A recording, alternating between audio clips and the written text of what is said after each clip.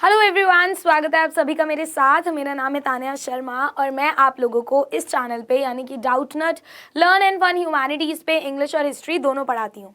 सो यार, ह्यूमैनिटीज़ जैसे आप लोग मेरे पीछे देख ही रहे होगे, मुझे बोलने की ज़रूरत नहीं है। अब हम सब ने ह्यूमैनिटीज़ स्ट्रीम ले ली है एंड बहुत सारे लोग हैं। वैसे तो अगर आप इस चैनल से जुड़े हुए हो तो मैंने आप लोगों को पहले भी डिस्कस की है ये बात कि यार बहुत सारे लोगों की ना सोच ये है कि सिर्फ वीक लोग ही लेते हैं ह्यूमैनिटीज़, या फिर जो लोग साइंस और कॉमर्स नहीं ले पाते वो थक हार के ले लेते हैं। बट यार ऐसा कुछ भी नहीं है ना। एंड ये बात आपको पता है तभी आप लोगों ने ह्यूमैनिटीज़ ली है। एंड ये बात अभी तक आपने बहुत लोगों से सुन भी ली होगी कि भाई ऐसा कुछ नहीं है। इवन ह्यूमैनिटीज़ में बहुत सारे करियर ऑप्शंस हैं। कुछ ऐसे लोग भी होते हैं जो साइंस लेकर फिर आते इवेंचुअली आगे जाकर ह्यूमैनिटीज़ स्ट्रीम के अंदर ही हैं, करियर अपना यही बनाते हैं। सो ऐसा कुछ भी नहीं है कि वीक स्टूडेंट्स के लिए है, फलाना है, ऐसा कुछ नहीं है। अब हमने ह्यूमैनिटीज़ ले ली है तो एक ये भी मिथ है कि क्लास 11th में मेहनत नहीं करनी पड़ती, it's just about class 10th and 12th, क्योंकि वो दोनों क्लासेस बोर्ड्स होती हैं। बट बच्चों ऐसा नहीं है। क्लास 11th में इक्वली बल्कि 10th से ज़्यादा मेहनत करनी पड़ती है अगर आपको क्लास 12th में अपना बेस इक्वली स्ट्रॉन्ग रखना है। सो अब बात आती है कि मैम ह्यूमैनिटीज़ ले तो लिया, 10th तक तो सिस्टम अलग था कि यार हाँ हमने बहुत सारे डिफरेंट सब्जेक्ट्स हम लोग पढ़ रहे हैं। बट अगर हमने ह्यूमैनिटीज़ ले लिया तो अब हम लोग ज़्यादातर थ्योरी बेस्ड सब्जेक्ट ही पढ़ रहे हैं, तो इसको हमें मैनेज कैसे करके चलना है ना। वैसे तो यार अभी तक आपने देखा होगा इस चैनल पे आपको बहुत सारे लेक्चर्स मिल चुके हैं, राइट, यानी कि पढ़ाई शुरू हो चुकी है। बट स्टिल जुलाई शुरू हो गया है, तो अगर आप अभी से भी ठान लेते हो कि हाँ भाई मेरे को पढ़ाई करनी है या मेरे को अच्छे नंबर लाने हैं, तो ये वीडियो आपके लिए बहुत ज़्यादा काम की होने वाली है। अगर आपके मन में ये है कि हाँ यार मेरे को अच्छे नंबर लाने हैं, ठीक है। बहुत सारे बच्चे होते हैं, इवन 10th में भी ऐसे बच्चे थे कि यार एक दिन पढ़ के मार्क्स आ गए, 2 दिन पढ़ के आ गए, लास्ट का 1 महीना पढ़ा एग्जाम्स आ गए, मार्क्स आ गए एग्जाम्स में। यार ऐसा नहीं होता। कभी कभी ठीक है हो जाती हैं चीज़ें, तुक्का बैठ जाता है, किस्मत बैठ जाती है, या आप इतना पढ़ लेते हो। बट इसका मतलब ये नहीं है कि आप लोगों में एक सुपर पावर है कि आप अंत में पढ़ के सारी चीज़ें कर पाते हो। 11th में बहुत कहानी अलग हो जाती है, ठीक है। तो अब जिन बच्चों ने बिल्कुल भी शुरू ही नहीं करा है कि यार पता नहीं बस ह्यूमैनिटीज़ ले लिया पर अभी तक कुछ शुरू नहीं किया है, तो वो बच्चे स्पेशली कान खोलकर मेरी बात को सुन लें। देखो, सबसे पहले आप लोगों को जानना ज़रूरी है ह्यूमैनिटीज़ में घुसने से पहले कि भाई कुछ लिस्ट ऑफ चीज़ें होनी चाहिए जिनके बारे में आपको नॉलेज है। अब यहाँ पर देखो, सबसे पहले बेटा जी सिलेबस क्या है ये जानना ज़रूरी है, ठीक है, क्योंकि एनसीईआरटी की बुक्स भी दोबारा से रिवाइज हुई है। मैं डिस्क्रिप्शन में लिंक डलवा दूंगी, स्पेशली एक वीडियो इस पे बना रखा है जिसमें मैंने बुक्स और सारी चीज़ें आपको बताई हुई हैं। तो एनसीईआरटी ने अपनी बुक्स को रिवाइज किया है, ठीक है। तो सिलेबस ऑब्वियसली ऑटोमेटिकली जो लास्ट ईयर तक कट थे वो चैप्टर्स ही हटा दिए गए हैं। सो सिलेबस क्या है ये पता होना चाहिए, बुक्स कौन कौन सी हैं सब्जेक्ट वाइज आपको ये पता होना चाहिए। कहीं आपको धक्के खाने की जरूरत नहीं है। अगर आपको नहीं पता, मैं डिस्क्रिप्शन में लिंक डलवा दूंगी बुक्स का, आप लोग वहां से जाके सीधा उस वीडियो पे लैंड कर जाओगे और वो बुक कौन सी है ये आप देख लेना। साथ ही साथ यार अब एक बहुत इंपॉर्टेंट बात, अगर आप लोगों ने ह्यूमैनिटीज ले लिया है ना बच्चों, तो कंसिस्टेंट होना बहुत ज़रूरी है। कंसिस्टेंट मतलब आपने अगर किसी चीज़ को पकड़ा है तो उसे लगातार करो। एंड अभी के लिए मैं आपको नहीं सजेस्ट करती कि आप कोई गाइड बुक पकड़ लो, कुछ ऐसी वैसी चीज़ पकड़ लो, नहीं, केवल और केवल एनसीईआरटी, ठीक है। लेक्चर्स कहाँ मिलेंगे? यहीं पर मिल रहे हैं। बिलीवर्स बैच भी चल रहा है ह्यूमैनिटीज़ के लिए, उसमें सारे सब्जेक्ट के बिल्कुल सीक्वेंस से लेक्चर्स आपको मिल रहे हैं, एक एक चीज़ डिटेल में पढ़ाई जा रही है, ठीक है। तो आप लोग इंटरेस्टेड हो तो नंबर आ रहा होगा स्क्रीन पे, आप लोग कांटेक्ट कर सकते हो। बट यूट्यूब पर आपको एक एक करके धीरे धीरे लेक्चर्स आ रहे हैं। ऑब्वियसली यार तुम्हें पता है यूट्यूब की फ्रीक्वेंसी कम रहती है बाकी के उससे, बट हाँ तुम्हारी सारी ह्यूमैनिटीज़ की पढ़ाई इस चैनल पर होगी और हो भी रही है। अगर आप लोग खुद देखो तो हिस्ट्री के 2 लेक्चर्स में 2 चैप्टर मैं आपको करा चुकी हूँ। हिस्ट्री में टोटल 7 चैप्टर्स हैं, खैर मैं अभी उस पर भी आऊँगी। बट कहने का मतलब है कि कंसिस्टेंसी आपकी रहनी चाहिए। अगर आप लोग पढ़ाई छोड़ दोगे बीच में, फिर उस चीज़ को याद करना बहुत मुश्किल होगा, क्योंकि ह्यूमैनिटीज़ लिया है, थ्योरी बहुत है, पढ़ना बहुत पड़ेगा, याद बहुत करना पड़ेगा और लिखना भी बहुत ही पड़ेगा। तो इस चीज़ को दिमाग में बिठा लो, ठीक है। साथ ही साथ मैप्स हो गया, डेट्स हो गए, इन पे हमें ज़्यादा फोकस करना है। ज्योग्राफी में मैप वर्क बहुत है, हिस्ट्री में भी है, हिस्ट्री में डेट्स हैं, तो ये सारी चीज़ें बहुत इंपॉर्टेंट है कि हम लोग ध्यान में रखें। कैसे करनी है अभी वो भी बताऊंगी। और एक राइटिंग वाला एस्पेक्ट जो मैं बता चुकी हूँ कि जिन बच्चों की बिल्कुल प्रैक्टिस ही नहीं है लिखने की, बेटा लिखने की प्रैक्टिस शुरू कर दो, क्योंकि पेपर में ह्यूमैनिटीज़ में लिखना पड़ेगा ही। मैथ्स नहीं है कि आपने सॉल्व कर दिया हो गया, ठीक है। तो ये कुछ ऐसी चीज़ें हैं जो स्टार्ट करने से पहले आपको पता होनी ही होनी चाहिए। अब आपके obviously main subject history, geography, political science, English language होता ही होता है, ठीक है। इसके अलावा भी मुझे पता है बहुत सारे बच्चों ने इकोनॉमिक्स ले रखा होगा, आजकल ह्यूमैनिटीज़ के साथ मैथ्स भी है वो ले रखा होगा, साइकोलॉजी ले रखा होगा, सोशियो ले रखा होगा, तो ऑप्शनल सब्जेक्ट्स तो ले ही रखे होंगे।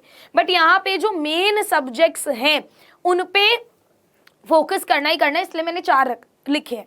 करना ऑप्शनल पे भी है बट अभी के लिए मैंने लिखे 4 हैं क्योंकि ये मेन है, ठीक है। अब इसमें करना क्या है मैम, देखो हिस्ट्री, इंग्लिश ये तो तुम्हें मैं ही पढ़ाती हूँ, है ना, तो यहाँ तुम्हें कहीं और जाने की जरूरत नहीं है।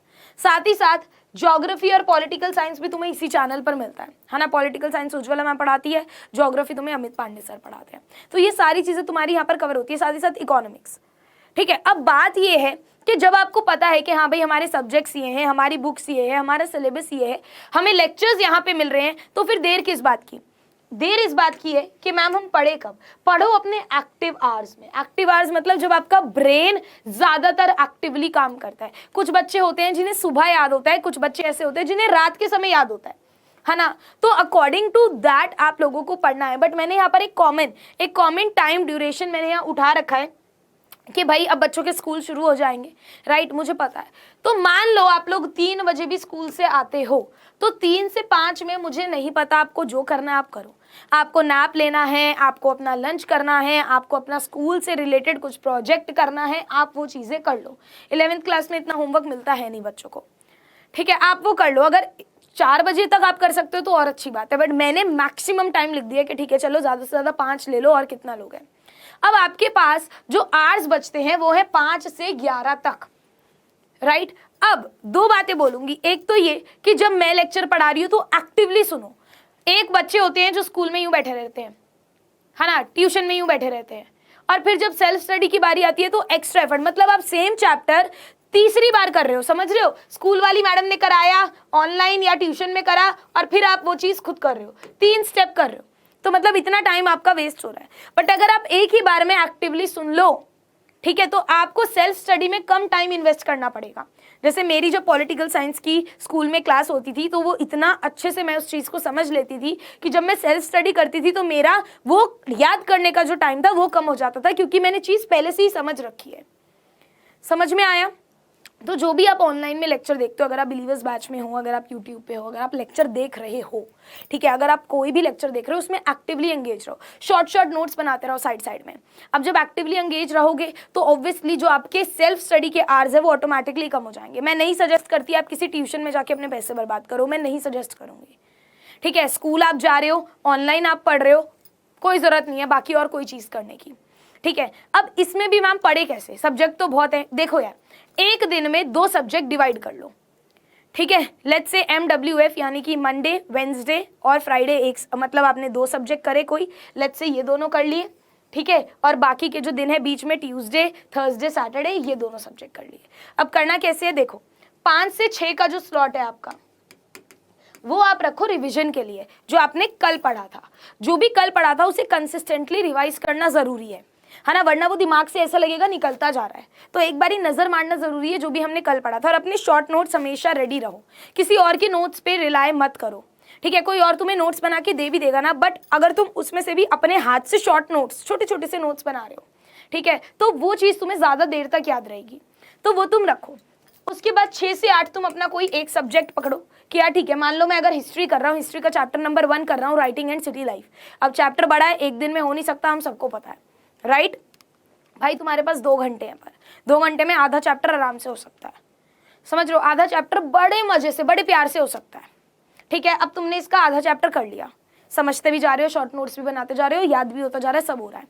अब तुमने क्या करा, 8 से 9 ब्रेक दो खुद को, ठीक है, डिनर विनर करो, अपना जो करना है करो, ज़्यादा सोशल मीडिया अवॉइड करो इस टाइम पीरियड में। 9 से 11 अपना दूसरा सब्जेक्ट पढ़ो। लेट्स से तुमने इंग्लिश पकड़ लिया, इंग्लिश का एक चैप्टर 2 घंटे में मस्त बड़े प्यार से होगा, अगर ध्यान से बैठ के कर रहे हो विदाउट डिस्ट्रैक्शन। तो अभी bye the end of the day तुमने क्या करा, एक इंग्लिश का चैप्टर कंप्लीट कर लिया और आधा तुम्हारा हिस्ट्री का चैप्टर कंप्लीट हो गया। सेम प्रोसेस तुम दूसरे दिन करो कि ज्योग्राफी और पॉलिटिकल साइंस। अब सोचो जब तुम वेंसडे को दोबारा तुम्हारा हिस्ट्री और इंग्लिश का स्लॉट होगा तो तुम हिस्ट्री का बचा हुआ चैप्टर कंप्लीट कर दोगे और साथ ही साथ इंग्लिश की एक पोम कंप्लीट कर दोगे। कहने का मतलब क्या है, कहने का मतलब है कि भाई आपने 1 हफ्ते से भी कम के समय में 2 इंग्लिश के चैप्टर्स, 1 हिस्ट्री का चैप्टर कंप्लीट कर लिया, है ना। एंड ऑब्वियसली ज्योग्राफी भी तो एक स्ट्रक्चर्ड तरीके से चलता रहेगा कि हाँ भाई Monday, Tuesday, Wednesday, Thursday, Friday, Saturday और ये तुम्हारा संडे, ठीक है। इसमें से भाई मान लो चलो तुमने मंडे को तुम्हारा हिस्ट्री और इंग्लिश रख लिया, ये भी हिस्ट्री इंग्लिश रख लिया, ये भी हिस्ट्री इंग्लिश रख लिया। यहाँ पर तुम अपने एडिशनल सब्जेक्ट्स को टाइम दे सकते हो जो भी तुम्हारे पास इकोनॉमिक्स वगैरह है, ठीक है। ट्यूसडे को भाई तुमने अपना ज्योग्राफी या अकॉर्डिंगली अगर आपके सब्जेक्ट्स कोई और भी है तो अकॉर्डिंगली आप लोग चेंज कर सकते हो। Geography political science, geography political science और ज्योग्राफी पॉलिटिकल साइंस, ये दिन तुम्हारे पे तब भी बचा, ठीक है, एडिशनल के लिए। अब तुम ये देखो कि मैंने आपको बोला कि हाँ भाई तुमने यहाँ पर हिस्ट्री का आधा चैप्टर करा, यहाँ पे आधा चैप्टर करा, यानी कि 1 चैप्टर कंप्लीट। यहाँ पे इंग्लिश का 1 चैप्टर, 1 पोम कंप्लीट हो गई, राइट। अब यहाँ पे तुमने मान लो इसके क्वेश्चन आंसर्स कर लिए इसी चैप्टर के, ठीक है, और इंग्लिश की तुमने 1 और पोम कर ली। So by the end of the week 1 पूरा हिस्ट्री का चैप्टर रेडी। टोटल चैप्टर ही इसमें 7 है, बस टोटल चैप्टर ही 7 है, पूरे साल में 7 चैप्टर करने हैं और 1 तुमने कर भी लिया 1 हफ्ते में, समझ रहे हो। वैसे ही तुम ज्योग्राफी का करो कि भाई 1 हफ्ते में एटलीस्ट 1 चैप्टर तो कंप्लीट हो जाएगा। 2 घंटे दे रहे हो, 2 2 4 6 6 घंटे दे रहे हो, right. And same with your political science. तो by the end of the week minimum में लगाकर चल रही हो, ऑब्वियसली आपका डिफर कर सकता है थोड़ा बहुत। By the end of the week आपने 1 हिस्ट्री का चैप्टर कर लिया होगा, ठीक है। उसके बाद आपने 1 इंग्लिश का चैप्टर और 2 इंग्लिश की पोम्स कर ली होंगी, 1 ज्योग्राफी का चैप्टर और 1 पॉलिटिकल साइंस का चैप्टर आपका कंप्लीट हो गया होगा अगर आप लोग सिंसियरली पढ़ते हो। और अगर इसी रूटीन को आप लोग फॉलो करते हो तो आप देखोगे बहुत ही स्ट्रक्चर तरीके से आप पढ़ पा रहे हो। एंड क्वेश्चन आंसर्स याद करना ऑब्वियसली बहुत ज़्यादा ज़रूरी है क्योंकि आपको दिमाग में होनी चाहिए लाइन्स, आप क्या लिखोगे पेपर में। ह्यूमैनिटीज़ लिया आपने, साथ ही साथ लिखने की प्रैक्टिस करो, समझ में आया। तो अगर आप इस तरीके से पढ़ोगे तो चीज़ें बहुत ज़्यादा सॉर्ट हो जाएंगी। सारे लेक्चर्स अगेन आपको मिल रहे हैं चैनल पर, आप देख सकते हो। हिस्ट्री के 2 चैप्टर्स मैं आपको चैनल पर ऑलरेडी दे चुकी हूँ। अगर आप बिलीवर्स बैच में हो तो हिस्ट्री के 6 चैप्टर मैं आपको करा चुकी हूँ उस बैच में, ठीक है ना। तो 6 चैप्टर हिस्ट्री के मैं बैच में करा चुकी हूँ। साथ ही साथ इंग्लिश का तो सिलेबस भी बैच में खत्म हो चुका है, इंपॉर्टेंट क्वेश्चंस मैंने शुरू कर दिए हैं और यहाँ पर इंग्लिश के लेक्चर्स आ ही रहे हैं यूट्यूब पर। तो आप चाहे तो YT से पढ़ो, अगर और स्ट्रक्चर्ड तरीके से पढ़ना है बिलीवर बैच से पढ़ो, बट पढ़ो हमेशा एक पैटर्न के साथ, ठीक है बच्चों। स्टिल अगर आपके माइंड में कोई क्वेश्चन है, कोई डाउट है, कुछ भी शंका है कि कैसे चीज़ें करनी है, you guys can put it down in the comment section, obviously I will be happy to help, ठीक है बच्चों। सो चलो मैं आप सभी से मिलूंगी द नेक्स्ट वीडियो, तब तक के लिए आप सभी बच्चे अपना ख्याल रखिए। Thank you so much, bye bye, take care.